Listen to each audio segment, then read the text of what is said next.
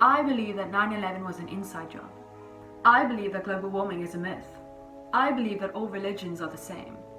To believe is to accept that something exists or is true, ultimately reflecting the identity of an individual, as beliefs encompass who we are and what we represent. When we look at the caste system within Hinduism, in order to enter Dharma, which is essentially believed to be the place you go once you die, you need to have achieved enough goodness and have become a Brahmin, which is also the highest rank in the system, which also means you don't need to become reincarnated again in order to enter Dharma.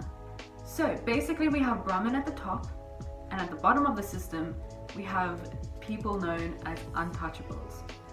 In the caste system, if you're an untouchable, then you're basically treated like human garbage, so much so that if you were to touch someone labeled as an untouchable, then you'd have to be ceremonially cleaned.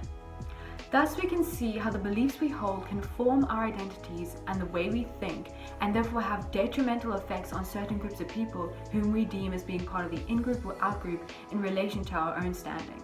Throughout one's lifespan, many beliefs can hold and enforce doctrine and certain sets of rules that one abides by. And as one is influenced by one's environment, including one's friends, family, and peers, as well as one's own ideas about the world, how things work, how they should work, etc., etc., one learns to question and doubt previously learned information so as to challenge a certain way of ontological thinking. From this questioning, beliefs can be disregarded or reinforced. Thus, one must be very careful of falling into either extremes on the spectrum of belief. Being blind to belief, essentially being ignorant around the information that is present around the concept itself, where truth is found, or that you are genuinely just too sheltered to realize that there are different understandings and interpretations of the concept, and so you never end up questioning anything about it, and therefore you are blind to belief. Or being on the other extreme of believing blindly. And this is essentially where you believe too much and you never question or doubt anything that you believe. For example, in the realm of religion, if there is truth out there that God exists, then why remain ignorant around that topic, and why would you not seek out the truth for yourself? I also think that remaining skeptical in the face of truth is foolish. But then again, how do you define truth? What is truth for you? Is it objective, subjective? Do you believe in absolute truth?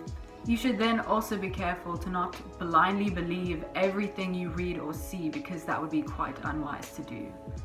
Finding a middle ground between the two is best if you want a more well-rounded understanding of the beliefs that you hold.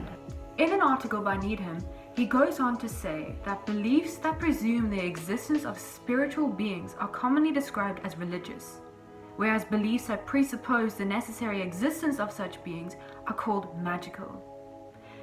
But I disagree with this, because for example, in Christianity, we believe that God's existence is necessary for life to have meaning and purpose, which also means that we presume that the existence of God allows us as humans to live life the way God intended for us to live.